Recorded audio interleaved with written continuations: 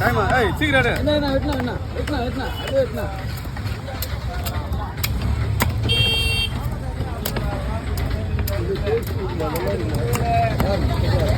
இது 4 கிலோ வரும். ஆமா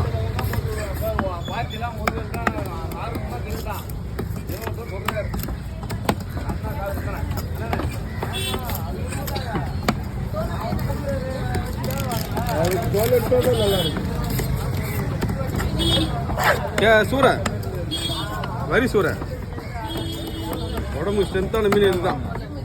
ஜிம்மு வஞ்சிரம் வேஸ்ட் டேஸ்ட்டுக்கு தான் அதெல்லாம்